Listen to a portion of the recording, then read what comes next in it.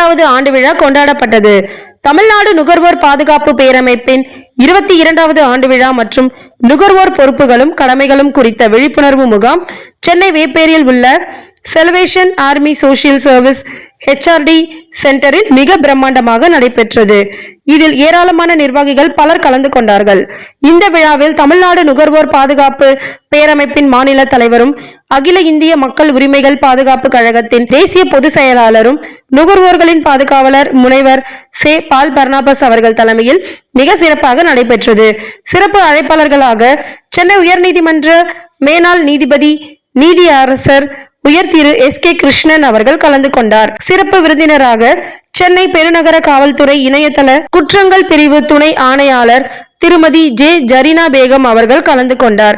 இந்த விழாவில் தமிழ்நாடு உணவு பாதுகாப்பு துறை சென்னை மாவட்டத்தின் நியமன அலுவலர் மருத்துவர் P. சதீஷ்குமார் அவர்கள், உலக தமிழ் பல்கலைக்கழக இந்திய ஒருங்கிணைப்பாளர் முனைவர் SP பெருமாள்ஜி அவர்கள் ஆகியோர்கள் முன்னணியில் நடைபெற்றது. வரவேற்புரை பேரமைப்பின் மாநில ஒருங்கிணைப்பாளர் திரு G. தமிழ்செல்வன் அவர்கள் இந்த நிகழ்ச்சியில் நுகர்வோர்களுக்கு சாலை பாதுகாப்பு விழிப்புணர்வு குறித்து சிறப்புரை செய்தார். தமிழ்நாடு அரசு மாநில போக்குவரத்து ஆணையத்தின் உதவி செயலாளர் உயர் திரு S. ஸ்ரீதரன் அவர்கள் மற்றும் உணவு பாதுகாப்பு குறித்து விழிப்புணர்வு செய்தவர் தமிழ்நாடு அரசு உணவு பாதுகாப்பு துறை நியமன அலுவலர் மருத்துவர் M. ஜெகதீஷ் சந்திரபோஸ் அவர்கள் பேசினார்கள். வாழ்த்துறையை தமிழக அரசின் விருது பெற்ற முதன்மை எழுத்தாளர் கவிஞர் முனைவர் அனிதா K. கிருஷ்ணமூர்த்தி அவர்கள், சென்னை பிரஸ் கிளப் பொதுச் செயலாளர் திரு ச. விமலேஸ்வரன் அவர்கள், ராஜீவ்காந்தி அரசு பொது மருத்துவமனை மற்றும் மருத்துவக் கல்லூரி முன்னாள் முதல்வர் மருத்துவர் வி. கனகசபை அவர்கள், இந்திய நுகர்வோர் விழிப்புணர்வு கூட்டமைப்பின் நிறுவன தலைவர் திரு S. விஜயகுமார் அவர்கள் மற்றும் பலர் கலந்து கொண்டு தமிழ்நாடு நுகர்வோர் பாதுகாப்பு பேரமைப்பை வாழ்த்தி பேசினார்கள். இந்த நிகழ்ச்சியில் இணையதள குற்றங்கள் குறித்து துண்டு பிரச்சாரம் வெளியிட்டு பின்பு பேசிய துணை ஆணையாளர் திருமதி J. ஜரீனா பேகம் அவர்கள், பொதுமக்கள் மிகவும் கவனமாக இருங்கள், தொலைபேசியில் சந்தேகமாக வரும் கால்களை ரெக்கார்ட் செய்து சைபர் கிரைம் காவல் நிலையத்தில் சொல்லுங்கள் என்று கேட்டுக்கொண்டார். அதைத் தொடர்ந்து தமிழ்நாடு நுகர்வோர் பாதுகாப்பு பேரமைப்பின் தமிழ்நாடு நுகர்வழி மாத இதழை நீதி அரசர் உயர் திரு SK கிருஷ்ணன் அவர்கள் வெளியிட அதை காவல் துணை ஆணையாளர் திருமதி J. ஜரீனா பேகம் அவர்கள் பெற்றுக்கொண்டார். பின்பு பேசிய பேரமைப்பின் மாநில தலைவர் நுகர்வோர்களின் பாதுகாவலர் முனைவர் சே. பால் பர்னாபஸ் அவர்கள், டீ கடையில் உணவுப் பொருட்களை விற்க தடை செய்ய வேண்டும், உணவு பாதுகாப்பு துறை அதிகாரிகள் டீ கடையில் மற்றும் ஹோட்டலில் திடீர் சோதனை செய்ய வேண்டும் என்று கேட்டுக்கொண்டார். விழிப்புணர்வு செய்வீர், தமிழ்நாடு நுகர்வோர் பாதுகாப்பு பேரமைப்பை ஆதரிப்பீர். நன்றி.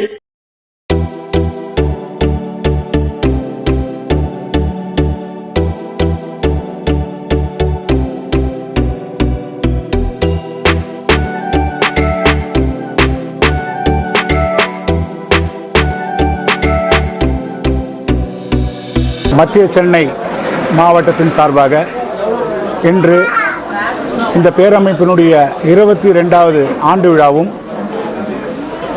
தேசிய நுகர்வோர் தின விழாவும் சாலை பாதுகாப்பு போக்குவரத்து வார விழாவும் சைபர் கிரைம் விழிப்புணர்வு முகாமும் இன்று சென்னை வேப்பேரியில் உள்ள ஒரு தனியார் மண்டபத்தில் இன்று நடைபெற்றது. இந்த கூட்டத்தின் வாயிலாக மக்கள் எவ்வாறு தங்களை பாதுகாத்துடன் செயல்பட வேண்டும், சைபர் குற்றத்திலிருந்து தங்களை எவ்வாறு பாதுகாத்து கொள்ள வேண்டும், உணவு பாதுகாப்பு பிரச்சனைகள் என்னென்ன பாதிப்பிலிருந்து மக்களுக்கு உடல் உபாதைகள் போன்ற உடல் ரீதியான பிரச்சனைகளை எவ்வாறு பாதுகாத்து கொள்ள வேண்டும், அதே போன்று சாலை பாதுகாப்பு பொது விதிகள் குறித்தும் சாலையில் பயணம் செய்யும் பொழுது எவ்வாறு ஒரு விதிகளை கடைபிடிக்க வேண்டும், பாதுகாப்பான பயணத்தை மேற்கொள்வதற்குரிய ஆலோசனைகள் உள்ளிட்டவற்றை அந்தந்த அரசு துறைகளை சார்ந்த வல்லுநர்கள், குறிப்பாக சொல்லப்போனால் RTO டிபார்ட்மெண்ட், ரீஜனல் டிரான்ஸ்போர்ட் அத்தாரிட்டியோட ஸ்டேட் டிரான்ஸ்போர்ட் அத்தாரிட்டி செக்ரட்டரி உயர் திரு ஸ்ரீதரன் அவர்களும், அதே போல் சைபர் பிரிவு குற்றத்தினுடைய அந்த அதிகாரி, காவல்துறை அதிகாரி திருமதி Kavya, assistant commissioner of police cyber crime wing அவங்க, அதே போல் இந்த கூட்டத்திற்கு தலைமை வகிக்கக்கூடிய சிறப்பு விருந்தினராக சென்னை உயர்நீதிமன்றத்தினுடைய மேனாள் நீதிபதி மரியாதைக்குரிய நீதியரசர் திரு எஸ்.கே. கிருஷ்ணன் அவர்கள் தலைமையில் ஒரு முக்கிய தீர்மானங்கள் இந்த கூட்டத்தின் வாயிலாக மக்களுக்கு எடுத்துரைக்கப்பட்டது. அந்த தீர்மானத்தின் அடிப்படையில் தமிழக அரசினுடைய கடந்த மாதம் கேரளாவிலிருந்தும் கர்நாடகாவிலிருந்தும் தமிழகத்தில் கொட்டப்பட்ட குப்பைகளையும் குறிப்பாக மனித கழிவுகளையும் இங்கு வந்து கொட்டப்பட்ட செய்தியை அறிந்து மக்களினுடைய பல குரல் எழுப்பியர் காரணமாக உடனடியாக அந்த குப்பைகளை மறுபடியும் அனுப்பி வைத்த மாண்புமிகு தமிழக முதலமைச்சர் அவர்களுக்கு இந்த கூட்டத்தின் வாயிலாக நன்றி தீர்மானம் நிறைவேற்றப்பட்டது. அடுத்தபடியாக நுகர்வோர் நீதிமன்றங்களில் பல வழக்குகள் இன்னும் நிலுவையிலும் களப்பணியாளர்களுடைய பற்றாக்குறை காரணமாக வழக்குகள் தேக்கம் அதிக அளவு இருக்கின்ற காரணத்தாலும் இன்னும் சில மாவட்டங்களிலே வழக்கு குறைவாக பதிவாகுகின்ற காரணத்தையும் இந்த நிகழ்ச்சி வாயிலாக எடுத்துரைத்தோம். நுகர்வோர் பெருமக்கள் கூறிய ஆலோசனையின்படி தமிழ்நாடு நுகர்வோர் பாதுகாப்பு பேரமைப்பு இந்தியா முழுவதும் கிளைகள் கொண்ட ஒரு அமைப்பாக செயல்பட்டு கொண்டிருக்கின்றது. இந்த அமைப்பினுடைய உப கிளைகளாக தமிழ்நாட்டில் உள்ள அனைத்து மாவட்டங்களிலும் எங்கள் நிர்வாகிகள் செயல்பட்டு கொண்டிருக்கின்றார்கள்.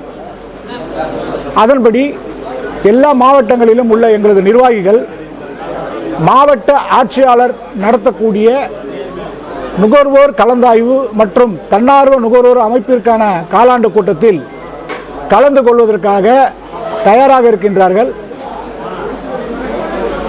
அதன்படி இன்றைய தீர்மானத்தில் எல்லா மாவட்ட குழுக்களையும் எங்கள் பேரமைப்பின் குழுக்களையும் இணைத்து தன்னார்வ நுகர்வோர் அமைப்புகளுக்கான கூட்டத்தில் கலந்து கொண்டு பல வழக்குகளிலிருந்து மக்களை பல வழக்குகள் பதிவாகக்கூடிய வகையில் நுகர்வோர் நீதிமன்றங்களிலே 2 மாவட்டத்துக்கு ஒரு நீதிபதி, 3 மாவட்டத்துக்கு ஒரு நீதிபதி போன்ற செயல்பாடுகள் இருக்கின்ற காரணத்தினால் நிறைய வழக்குகள் நுகர்வோர் நீதிமன்றத்திலே பதிவாவது கிடையாது.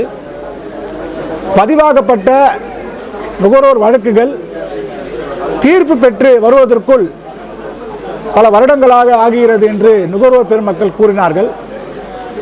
ஒரு தீர்ப்பு 90 நாட்களுக்குள்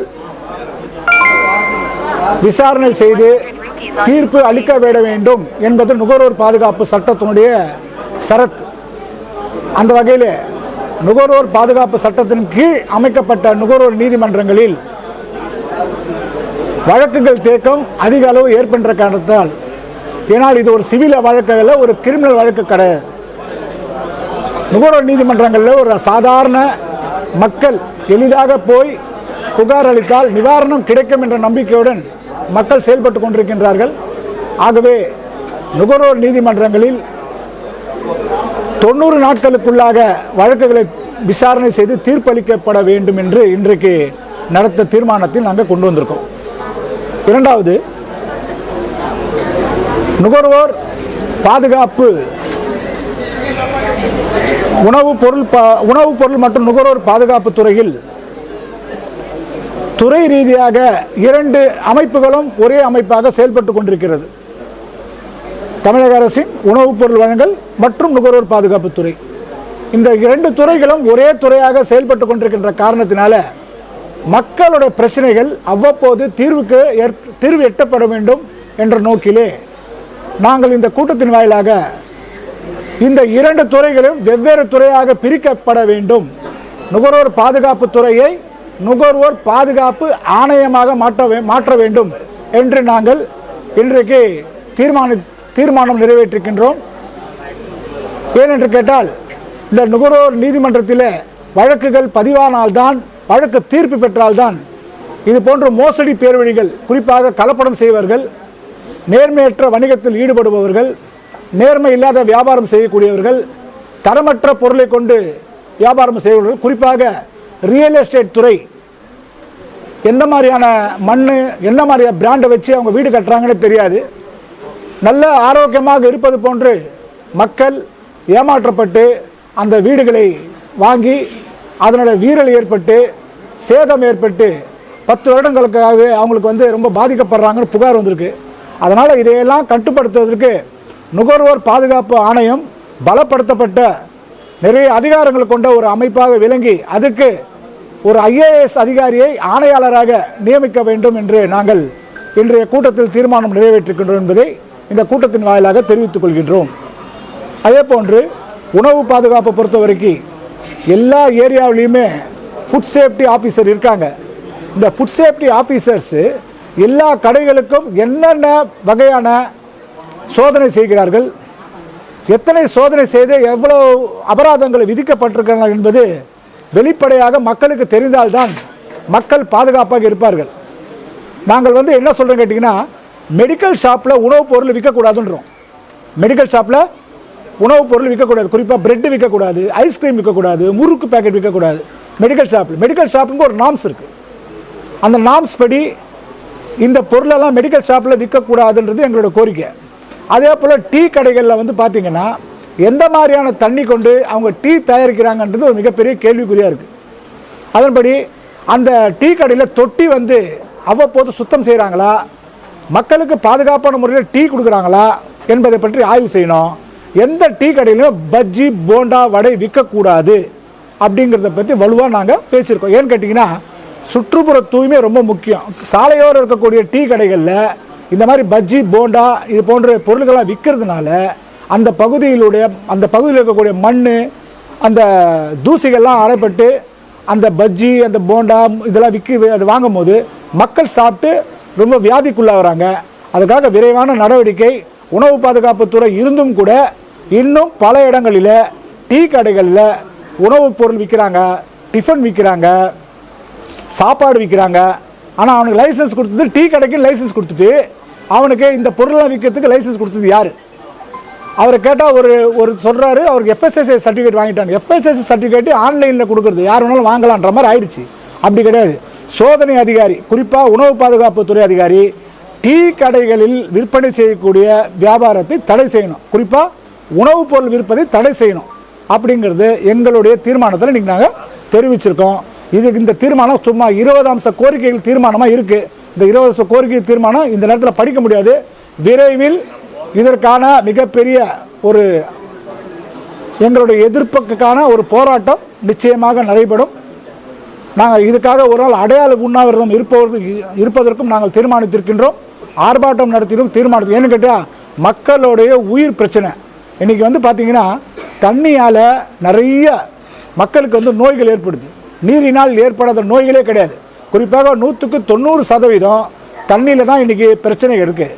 ஆனால் இந்த தண்ணி சுத்திகரிக்கப்பட்ட தண்ணீர் மக்களுக்கு வழங்கப்படுகிறதா அப்படின்றது மிகப்பெரிய கேள்விக்குறி.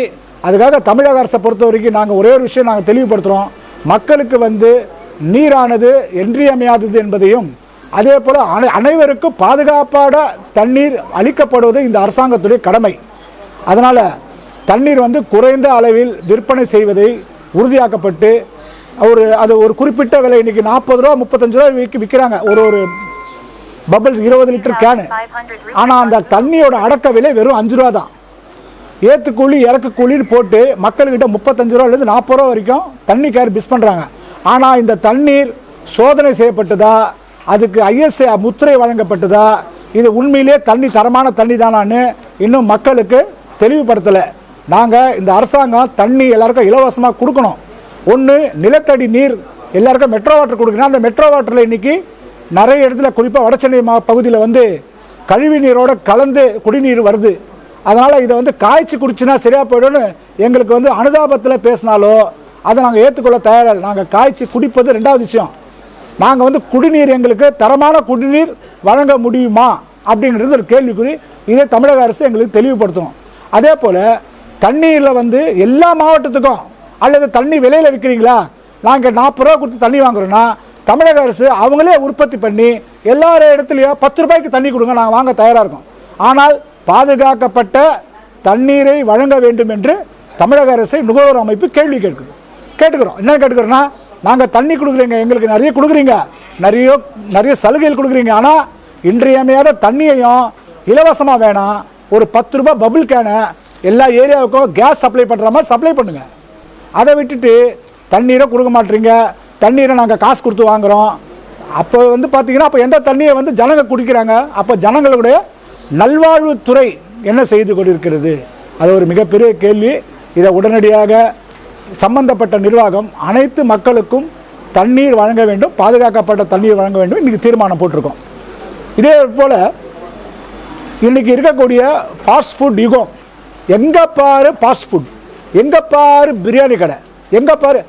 அதாவது நாங்கள் என்ன சொல்கிறோன்னா, நீங்கள் எந்த மாதிரியான நீங்கள் பொருட்களை கொண்டு நீங்கள் பிரியாணி செய்தீர்கள் என்பதை பாதுகாக்கப்பட வேண்டியது, அல்லது அங்கே சோதனை செய்ய வேண்டியது உணவு பாதுகாப்புத்துறை கடமை.